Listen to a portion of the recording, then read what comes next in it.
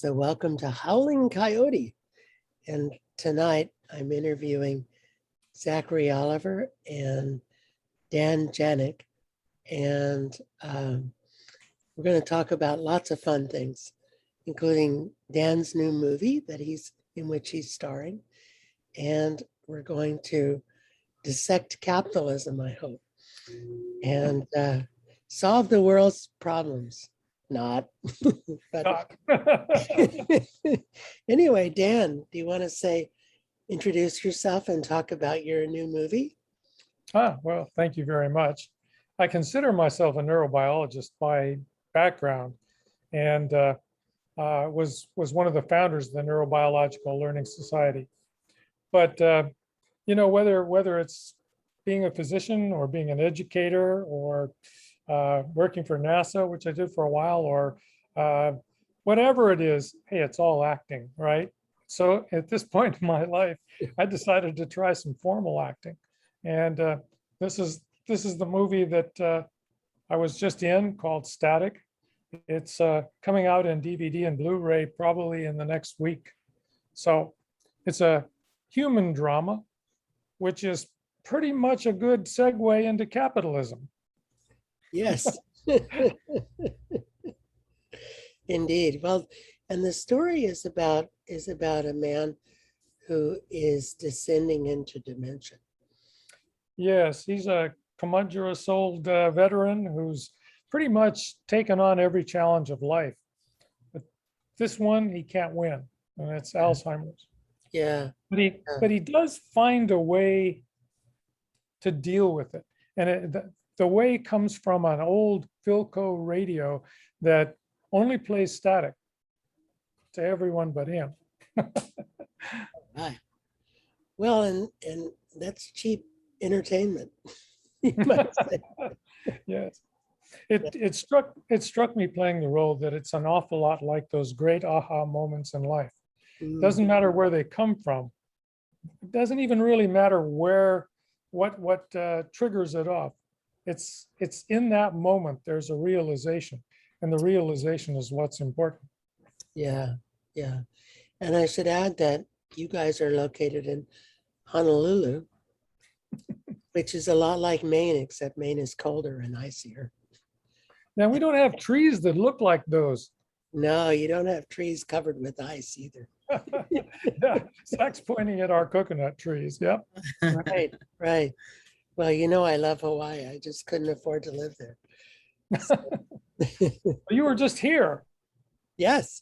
Yes. We were just together, which is the impetus for this podcast, because we had such great conversation on the beach in Waikiki at the Hilton Hawaiian Village.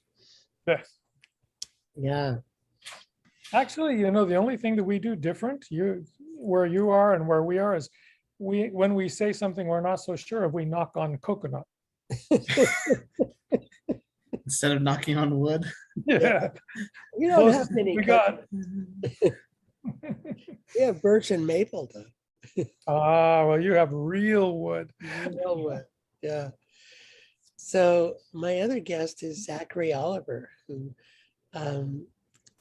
he and I got to know each other when we were both teaching at Argosy University in Honolulu. And Zach was an awesome colleague. And I guess there's no more Argosy University, but there's still Zach and Lewis. So, and Dan. And Dan. Yeah, Dan was teaching there also. We were all teaching in Honolulu at Argosy University. So anyway, Zach, do you want to say a few words about your background and what you bring to the table? Sure. Thank you for letting me participate, allowing me to be part of this. My background is kind of a neat balance between both education and business.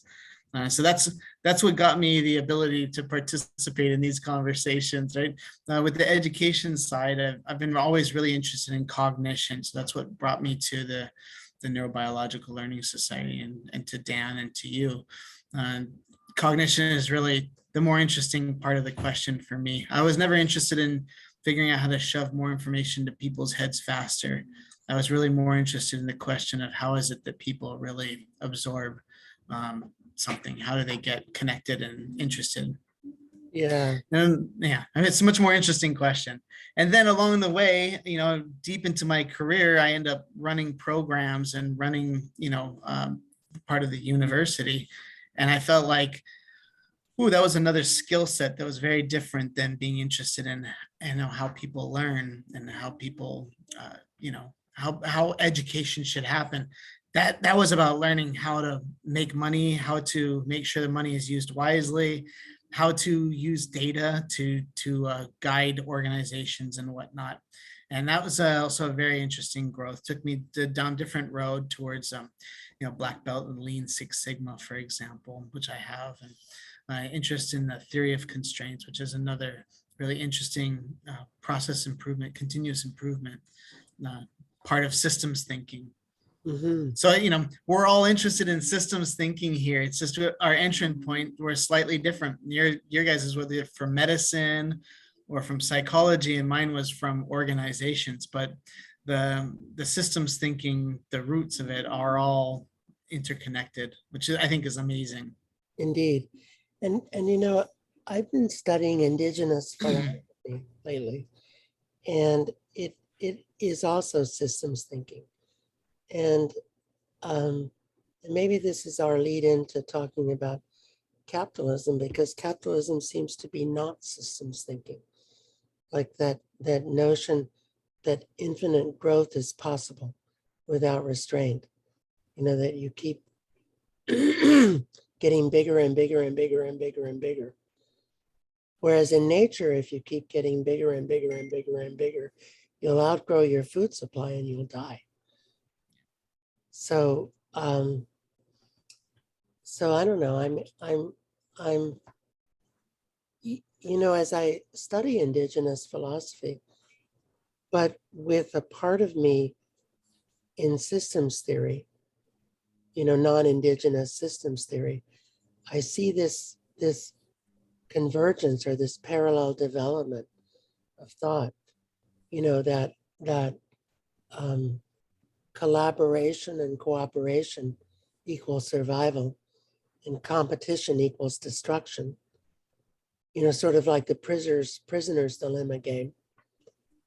And that, it's not uniquely indigenous to think systemically, that others have thought that way too, and that somehow we all need to come together to oppose this destructive thought form. And what do you guys think about that? Well, I'll jump in with that one. I've always, when asked, characterized the last, say, 6 years as a period of disintegration, both in terms of disintegration and the core concept, disintegration, where pretty much everything is being broken down into its pieces. The pieces that are not greed-based, that is, they're not going to continue making an immediate fortune, are cast aside, and it's assumed that what's left and what's reassembled, kind of based on infinite greed, will be a wonderful society where everyone will live well, because that greed will create huge wealth that will trickle down to everyone. And that's my, if you want to call it, that's my fallacy for today. Yeah. It doesn't seem to be trickling down. It doesn't. And disintegration doesn't seem to integrate. No. So the disintegration I think you're exploring there is all about this attention on competition, and there's this sort of feeling that perfect competition at every level is a healthy thing, right? Because of Darwinian ideas, survival of the fittest. But of course, this is it's like a small truth that's been blown way out of proportion. Some competition is probably healthy in any system, but a vast majority of every system is based on cooperation, right? So where is that conversation in the capitalist model, right? I mean, it gets forgotten that because so often that drive to let's talk about capitalism, is all about competition. It's all about greed. It's all about more for me, right? But like you said yourself, right, Louis, that if you get too big, you outstrip the pace of the resource replenishment that you're relying on, and your wheels fall off. You can't keep going. You can't keep growing indefinitely. Then at that point, right, what does one do? Yeah. And it reminds me of something that came out of MIT some decades ago, limits of growth in a finite world. It was, I'm sorry, I'm blocking on the chief author's name. But it was this notion that there are limits to growth in a finite world, that you can't grow forever on a planet that has limited resources. And I suspect that fresh water is one of our limiting resources, as well as food, arable land. But this notion of keep growing, keep growing, keep growing. And I suppose where I come from is healthcare, where the more that we scale up, the less we encounter the individual. So that scalability means losing the relationship. It means making people into their diagnoses and removing their humanity and making doctors, nurses, interchangeable providers who follow algorithms and are completely replaceable, so that the relationship it's completely unimportant. And it's all about billing visits, billing procedures, sort of working on the raw material of people's bodies, and making money off people's bodies, from people's bodies, or from the way we've conceptualized people's bodies as a mode of production, you might say. Profit center. Profit-centered, yeah. It also means a gargantuan amount of waste. Sorry, Dan. Yeah, go ahead. The two great illusions, money and power. Mm. I mean, money is a game made by humans to acquire power and control, which are an illusion. No one really controls anything unless people agree to follow it. So I've always felt, okay, maybe it's a little bit Buddhist, this idea that money and power are illusions, because I still have to pay my rent. But to a large extent they are, especially if one organizes their life around those two illusions, it will not be greatly satisfying. And with that, I want to do a segue, just a brief segue as the neurobiologist. Yes. We have embedded within us the fight or flight system, and it's absolutely necessary to our survival. But it carries with it certain side effects and problems, and we've seen that in PTSD. We've seen that in fear. We've seen that in the inability to cooperate. But we also have within us a parasympathetic nervous system that's based on the concept of cooperation. And I just like to make that, as an educator, just make the distinction that on the one side, if we're in that traumatic survival place, we are set for acquiring information that we didn't have before. It's like turning on the tape recorder while the problem is happening. And if you live, you remember it. If you die, of course, it's erased and it doesn't matter. But on the other hand, if we can turn on the rest, relax, cooperation system, that parasympathetic approach, then the goal is no longer more information. The goal is knowledge, that is the ability to take something we know and apply it elsewhere, and wisdom, and that is the, in my definition, wisdom is the knowing when to do that without hurting other people. So it's sort of a schizophrenic two systems that we have built into us, and we're always warring over which one is better. Yeah. But we need both of them for different kinds of contexts and situations. Mm. You know, and to circle around both on that idea and back to what you were saying, Louis, it's really important for us as professionals as we move through our work experience to not get confused, right? That you know, while a system, while we work for a system, right, the system is supposed to work for us. You know, like there's the old saying, culture creates us, we create culture, right? And so systems create our work, right? And our work creates our systems. And we have to make sure that we don't lose track of being that inflection point between what has been and what will be, right? And this was like an essential part of my experience when we were working together at Argosy. It was always making sure that the system was behaving appropriately to the students. Because as you know, in a hospital or in a university, the easiest thing to do is to tell a student, well, sorry, we can't do that because that's not the way our systems are run.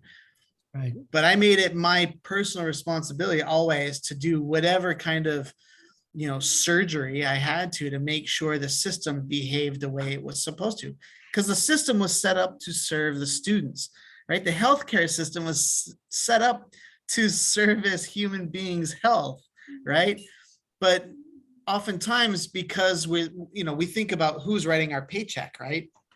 This was a conversation I think we had probably in the past. I certainly had this one with Dan. While the university may be writing you the paycheck, right? The university doesn't exist, just like you were saying, Dan, you know, money and power, right? The university doesn't exist if there are no students signed up for it, right? The hospital does not exist if there's nobody that's willing to come to seek medical assistance from that hospital. So it's actually the patients that are paying us. It's the students that are paying us. But we get ourselves discombobulated because, you know, we've got a boss or two or eight, you know, chattering in our ears, telling us what we have to do.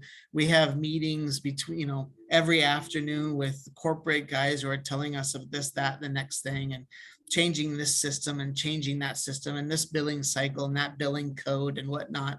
But in the end, right, all of that stuff is there to service the people who are, you know, that we're privileged to be able to service, whether they're students or human beings seeking medical support, or psychological support. Yeah.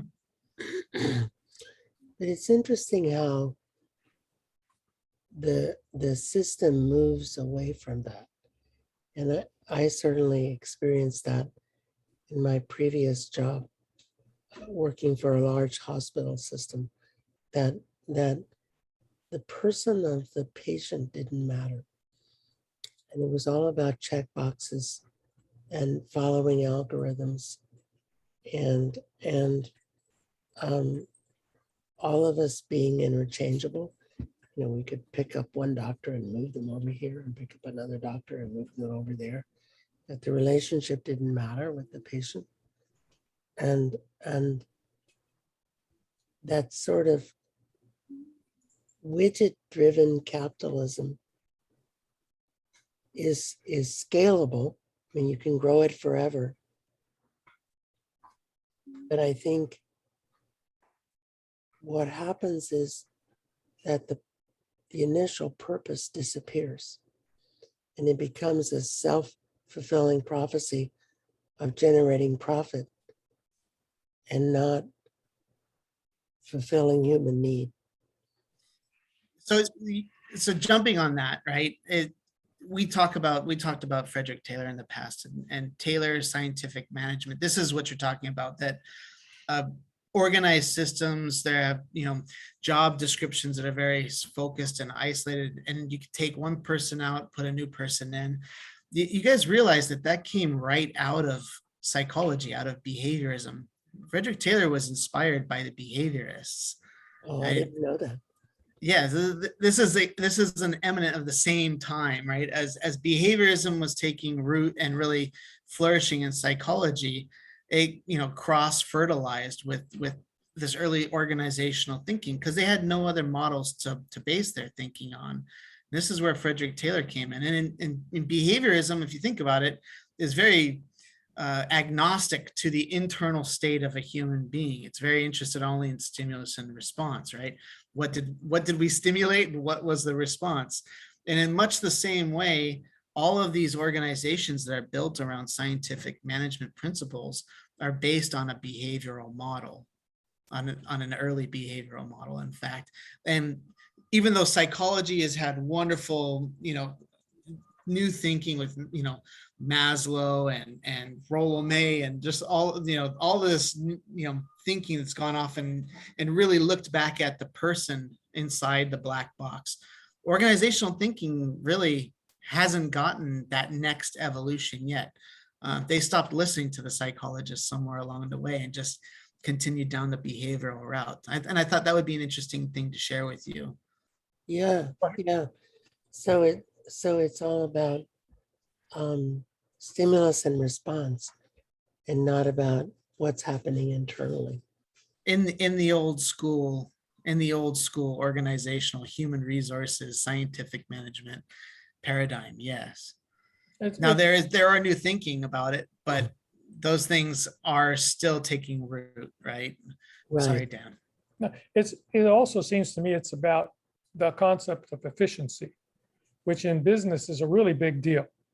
And if you have a group of students and you want them to efficiently know some information, one of the great ways of doing it is to sneak behind them, take a ruler, hit them on the head, whack, whack, whack, whack, and say something. 1492. They'll never forget that. That's traumatic learning. But they'll never have a concept of why they learned that, or what it means, how to apply it, which is knowledge, or even how to use it, which would be wisdom. So business being focused so tightly on efficiency can go awry very quickly. And I would add, let's take the situation that we have for a moment, the disintegration, the emphasis on efficiency, money, and power, and say, well, I'm an author. What does that mean to the future? Well, one of the things it means to me is, why am I writing books for humans? I should be writing books for animals, plants. I should be writing them for the electronic geniuses. All they need is a Visa card.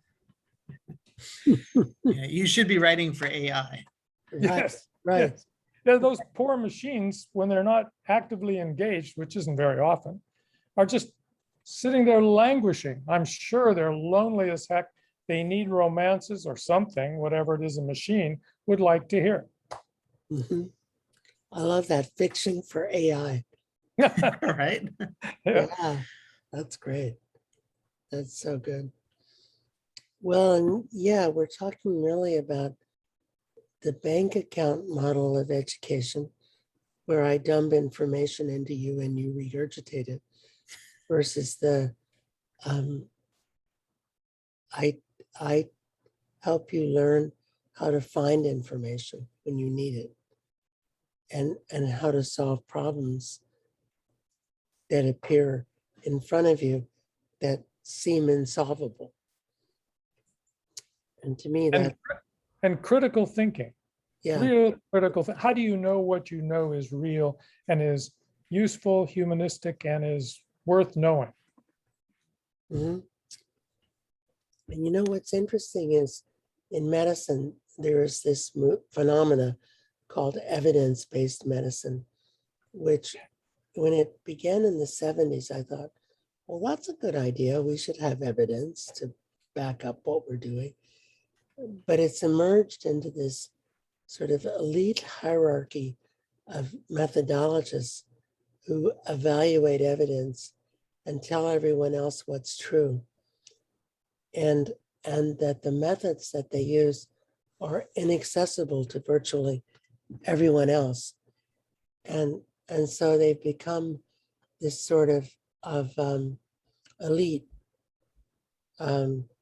evidence managers who tell everyone else what's true and invite no critical thinking, which is quite the opposite of what they proposed, what the evidence-based medicine movement proposed in the 1970s, which is that we'll all become critical thinkers. I don't know if you remember much of that. Oh, I do. Yeah, PR, what was it? PRSO, the problem oriented medical record. Absolutely. right. That same farce has entered education already a long time ago. Evidence-based learning, right? Mhm. Right. But of course, if you ever ask them for the evidence on which they're basing their theories on their methodologies on, you won't get anything, right? Mhm. What And it's scared all ideational as well. Sorry, Dan. No, what scared me as a physician, looking back, and I look back at the young people, the young physicians that are now serving me as a patient, is that it's led to a place where we believe evidence that comes from clinical information, blood tests, that comes from X-rays, MRs, anything that is evidence-based in that sense. But I remember my same doctor who had come from that generation was listening to my heart and lungs through 2 layers of clothing. And I just couldn't bring that back into reality. I said, can you really hear a heart and lung, the subtleties of that through multiple layers of clothes? Oh yeah. But we always do lab and we always do the EKG anyway. So it doesn't really matter.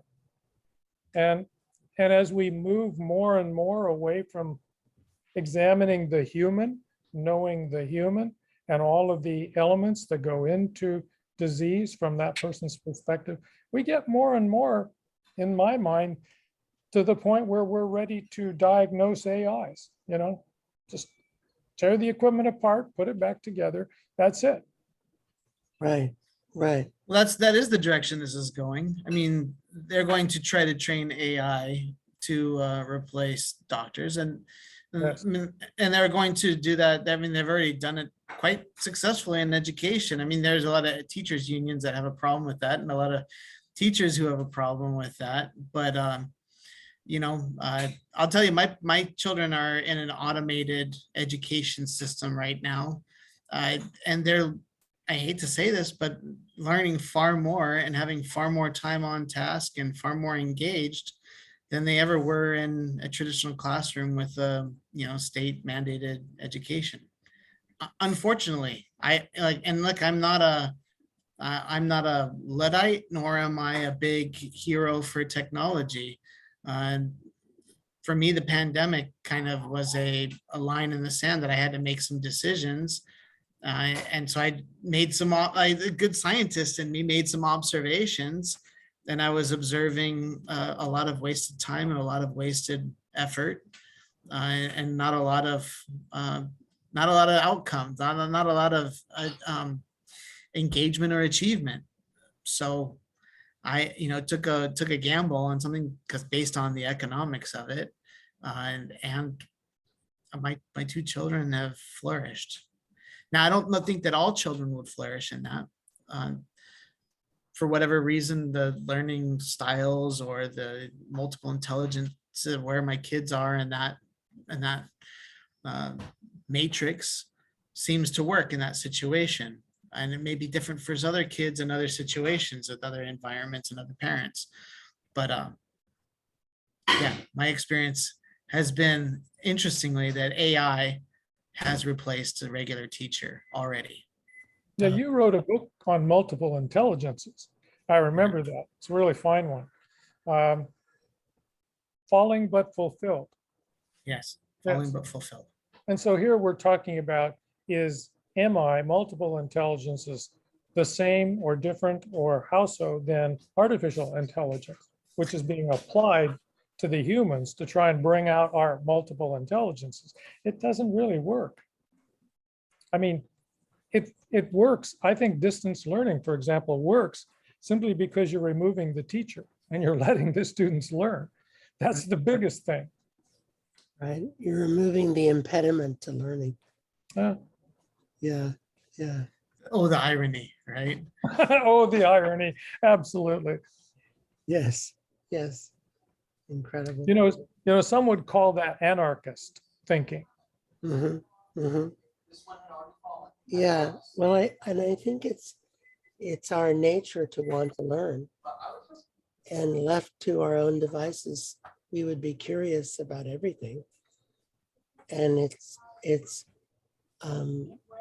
hegemonic structures that deny our creativity and channel us, tell us what we can be creative, what we can be interested in, and what's outside of our purview, what's none of our business. Yeah. And that's really, Sad. yeah, it's very sad. Yeah, yeah. Well, and I notice in medicine, I mean, the physicians upcoming just want to know the algorithm,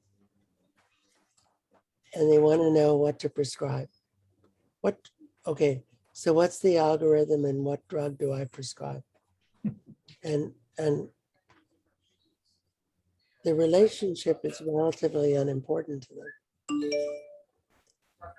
them. And occasionally we can, we fossils from another time zone can influence them to think differently, but not for the most part, because they're very rewarded for that paradigm, which is the capitalist paradigm, which is that, okay, so the less time I spend with you, the more money I make.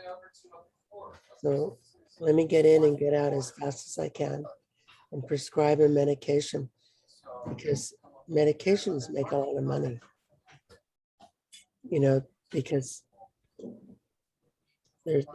that's sort of, okay, we invested in this medicine and now we'll just have everyone prescribe it and we'll just reap the rewards, whether it works or not.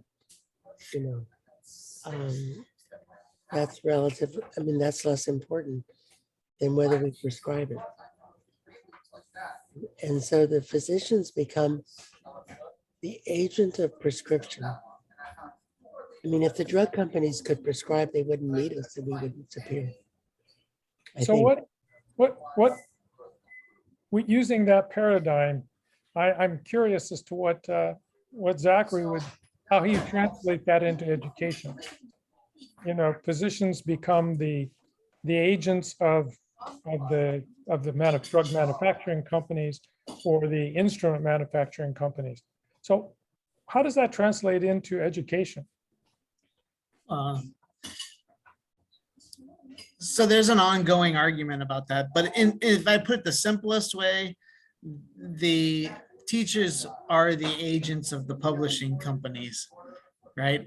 And when I say publishing company, I don't mean in terms of just books, but at this point, publishing companies are engaged in the academic areas. They're more like multimedia companies in that they're creating test banks, they're creating videos, they're also making whole libraries of digital content, not just written, but also visual, with videos and animations. And for example, the kids even in regular public school have access to a program such as like iReady, which is a full service artificially intelligent program that assesses children and reassigns them work as they go. So, what role does the teacher have then? They are the prescriptor, right, of the movement through that, and making sure they become the manager, managing their, the children, the students' time on task in these different, digital media experiences. I think as we move forward, currently it's, still with textbooks and, Xeroxed handouts and whatnot, but those are the drugs that teachers, prescribe. So I can rest assured that my children would be, their goal is to become artificially intelligent. Well, are they the goal? The goal is not to make them artificially. The goal is to make the kid. Well, okay. So let's be straight. Yeah. The primary goal of a public education is to keep the kids busy while the adults are at work. That's capitalism. I mean, capitalism doesn't work if the parents aren't at work. Let's look what happened last year, right? So rule number one, right? The kids have to be busy so the parents can work. Then B, okay, well, let's say maybe we do have some genuine interest in children's development. So what skills are useful to society such that we want them to have? Now, notice I didn't say anything about cared about learning, right? This is a Chevy factory, right? Schools are not custom, custom factories where they're building Ferraris and race cars, Formula One race cars. That they're trying to build Chevys, right? So when you're building a Chevy, you're not thinking about how do I make this part of this to the height of its engineering capacity, right? You're trying to figure out what is the cheapest, easiest way for it to hit the minimum standard. And that's why we have standard-based education, right? It's not about high bar, it's about low bar. This is about the lowest common denominator, right? And so this is what we've got. I mean, that's capitalism and education. And what is the teacher in that regard? Well, the teacher is the one that's handing out the interventions at the speed that kid will become the Chevy, will be a fully serviceable Chevy upon graduation. But that kid may have the potential to be a Formula One race car and may never have that opportunity, will never be given the interventions necessary to reach the culmination of their potential. Do I care about that? Yes, right? Does anybody else? I sometimes wonder. Well, I love your comment on low bar.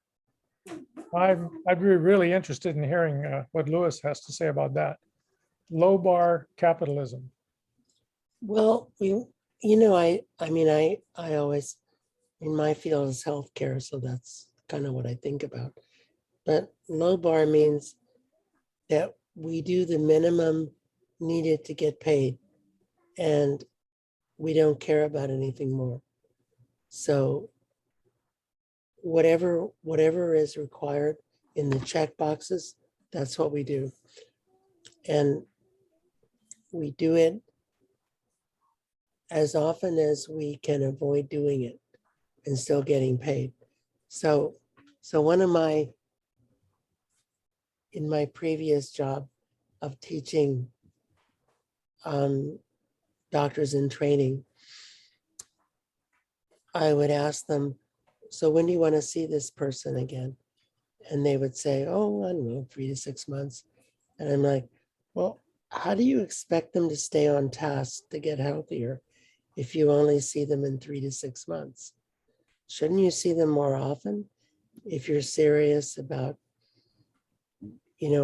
helping them to stay on task and building a relationship in which they feel that they want to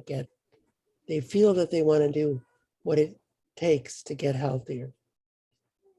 And for the most part, it was the rare exception who said to me, oh, okay, that's a great idea. I'll see them more often. In general, it was like, what? Why do I need to do that? That's their problem. And I would add to that in situ. Yeah. Why do I have to go see them in their house? I mean, I see them in this clinic. Mhm. Well, it would take more time and energy to do that. Yeah. So there's that gap, right? There's the low bar, the hygiene, and then there's values, high bar, right?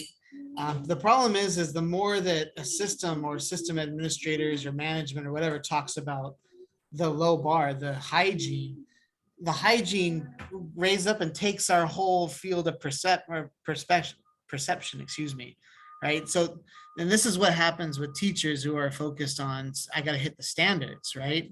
And it's when they forget, right? Hitting the standards is the low bar. That's hygiene. That's like washing your hands after you go to the bathroom, right? That's not how you define success in life, right? Or as a professional, right? That's, paying your rent doesn't make you a successful human being, or, that makes you, that's just entry, right? That's just entry into the potential to be successful. So where does success has to start after that, right?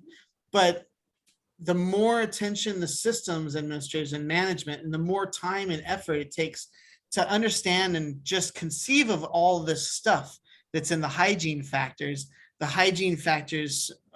overrun our perceptual field, and that's all that we focus on. And the crazy thing is actually we get rewarded for just hitting those hygiene factors in the end inside of our systems, and that's why our systems are typically extremely wasteful and massively incompetent. Right. Well, we don't trust people to individualize, I would say, care in my industry, but you would say instruction. We assume that people are idiots and we have to tell them what to do so that we can maximize income. We tell them what to do in the lowest common denominator so that we can make the most money from what they do. Does that fit? Yeah. That's certainly the dark side of capitalism. That is the dark side of capitalism, for sure. Well, and it seems like, okay, so capitalism was born in the 1700s, I think. Am I right? Born out of mercantilism, right? Yeah. And the idea, I mean, it's predicated on scalability and limitless growth. Am I right about that? To a certain degree, I would say yes. I mean, at that point, the world was an extremely large place. It still had undiscovered territories and people, resources that were not well understood. And so, yes, we've advanced quite a bit from that frame of reference. And we have to start the Malthusian thing, right? We have to start considering what happens when we run out of water, what happens when we run out of food, right? Yeah. And he was right to make those statements to get that thought started. But is anyone really seriously considering what happens when we run out of water and food? That's a great question, Louis. Is anybody considering? So there's a lot of talk about that, right? This whole idea of, no, actually, there isn't anybody thinking about it. I mean, we are more like a flock of birds in that way than like a pack of gorillas that with, a leader, a clear-cut leader. We're a school of fish, a flock of birds, right? We're following the birds around in front of us. And we're swarming. Go ahead. I like the illusion of a group of lemmings where one of them jumps off the cliff and all the rest just follow, that's what we do. Yeah. And there's not really many venues to have those conversations. And when they are, they're typically massively politicized so that it's not about the issue, it's about who said it, who brought it up, and whether or not we can get behind their agenda or not. So it gets that those discussions get mired in this whole other layer of human interaction. Right, right.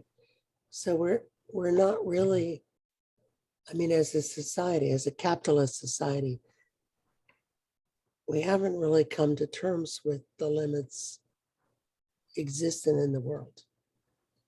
That there's only so many resources and we're getting dangerously close to consuming them. Yeah, we just go to movies. Right. Yeah, it's all good in the movies.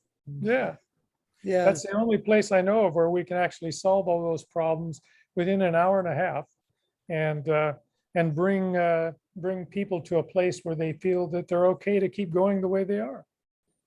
Well, and there's also Elon Musk's fantasy that he'll go to Mars and get all the precious jewels that exist there and bring them back to Earth and be a millionaire, or no, multi-billionaire. So who knows? Who knows? Yeah. Maybe they'll be the only people alive after a while. That would be a sad situation. Yeah. But the thing is, no matter how many precious jewels you have, if there's no water, you're fucked. Yeah. Well, but I want to say something positive, because otherwise I'm gonna go get depressed. All right. I like something positive. I'm too young to get depressed. Yeah. So, yeah. So I did some research on this. You're absolutely right about mercantilism and the rise of capitalism. But what we also don't recognize in that is that the growth of universities also happened. For example, Oxford was built at a crossroad, as were all early universities. They were built at crossroads. The crossroads were where people, human beings, met to trade value for value, right? So that was early bright spots of mercantilism, right? People creating something of value and trading it for other people of the value. And there was enough excess value lingering in that place, enough prosperity that grew in those crossroads that like an organization like a university was able to be fostered and grow there. Let's think about the growth of literacy, right? Before mercantilism, there was 1-2 schools in England that taught reading, right? Now there were some private, institutions where people were tutoring each other. But what happened was, as the group of people who were engaged in mercantilism, merchants, they raised their children. They understood really quickly the importance of literacy and arithmetic, right? Of math skills and the insurance business, finance. All of these things grew up around this idea of, I got to be a merchant. I no longer can give property to my children because I'm of royal blood. My kids are going to have to learn as much as they can in order to have a chance to fight for their spot in this world. And so really education and literacy, all that stuff was like an early arms race among the mercantile class. Because what you saw was, at the beginning of this process, 2 schools in England were offering, an education. By the end of this process, so by the time we get to the 1800s and 1850s, you have 1 school in every 5 square miles, right? So this huge explosion of schools, of education, of literacy has come out of this same process. Niall Ferguson, The Ascent of Money, talks about that societies that have the easiest access to finance are also having the highest quality of living in terms of health, in terms of, access to, like this sort of public money, right? That even the homeless people in a society that's, affluent, have an existence that is, quote unquote, nicer than a homeless person or even a person with a home in many societies where there's no access to, any kind of public services. So there's like a lot of stuff there that's also positive, that we got to be careful not to throw out the baby with the bathwater. Well, we are where we are today because of this very system. And I guess we have the luxury now of retrospect. Critiquing it. Yeah. And deciding, is this something that should be sustained, as Lewis was saying, or is this are we sitting on the cusp of something else? Have we gotten to the point where there's a new system, a new way of thinking, a new way of cooperating that is doable? No, this is the avocado that has grown and gotten plump and fallen from the tree and is now rotting on the ground, right? The new has not sprouted forth yet. At least nobody's sure that it has. At least there's no clear winner. But this is the conversation of postmodernism, right? Postmodernity it's the rot of this whole thing, right? So now we can't, like Lewis said, we cannot continue growing indefinitely. We know this, right? If we don't have water, if we don't have food, we're toast. Right? It's real simple. But what we haven't done, for example, is to look at, in the pursuit of growth, we have become, hugely inefficient and also extremely mechanical in our attitudes. And the irony is, I guess I'm using both of those as negatives, right? So wasteful and mechanistic. Because oftentimes people conflate and they think the more mechanistic we are, then the more efficient we are, and the more efficient we are, then the less wasteful we are. But actually, sometimes more mechanism will make us more wasteful. And Eliyahu Goldratt in the Theory of Constraints talks very eloquently of many examples where we drive mechanisms into systems to try to increase efficiency, and we actually make it less efficient to the point where we almost break down the systems. So maybe that's like a line of thinking that needs to be explored further. And he's not a new thinker. He's been around since the 70s, 80s. He's been dead already for 10 years. Rest his soul. Fantastic human being. And I would also add less human. Absolutely. Yeah. So in the end, it sort of takes us back to indigenous philosophy, in which we're all interconnected and interdependent, and that any action affects everyone else to a degree to be determined experientially, and that we can't escape our repercussions on others from our behavior. And therefore, we have to consider carefully our behavior. And they would say 7 generations forward and 7 generations backward. But it's really the notion that we have to be aware that whatever we do has consequences. And what are they? And can we bear them or not? Are they good consequences, bad consequences, neutral consequences? What are they? Which is what I think that our modernist capitalism is lacking, is that notion that everything has consequences. Some unanticipated. I'd like to put that in a slightly different package, because I love what you're saying. And that is the concept of Gaia, where some people have looked at our planet and saying there are sufficient microbes called humans crawling all over the surface now that it takes on a cellular or type of life of its own. And one of the attributes of life is that it's self-compensatory up to a certain point. If you take a human being, we survive a lot of things because we have resources that we can rely on within and without. But if we get outside of that biological envelope, it's not something that we can kind of easily go back to. For example, if you take the egg and you drop it on a hot surface and it turns white, it's not so easy going back to being an egg. So that's a simplistic concept or an example of what might be the envelope that surrounds any living thing within which it can compensate. And I've always been interested in Lovelock's theories, where he talks about that we have exceeded that envelope. And when people start talking about, well, gee, if we could just drop the global temperature 1 more degree or keep it from going up faster, we'll be fine. When in fact, we may already be outside of that envelope, and those solutions are no longer viable. We really need to look like physicians at this, I don't want to say disease, at this organism that is outside of its own ability to self-correct.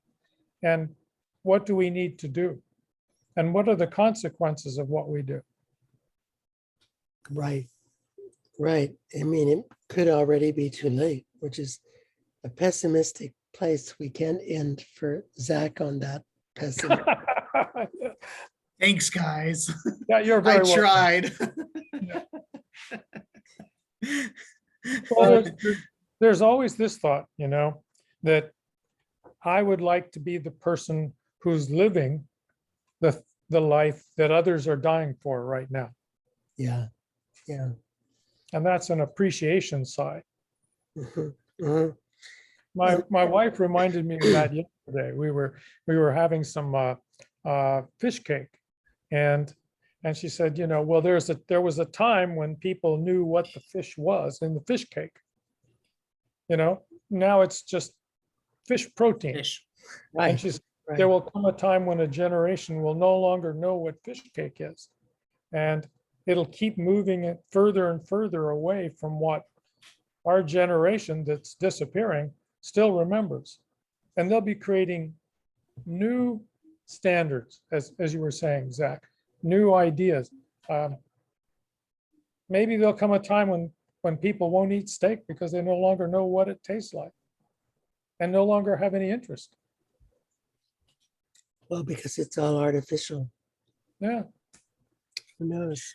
Who knows? So my kids asked me the other day, why are you so nice to people? Why are you always helping people? Why, Zachary? Tell us why.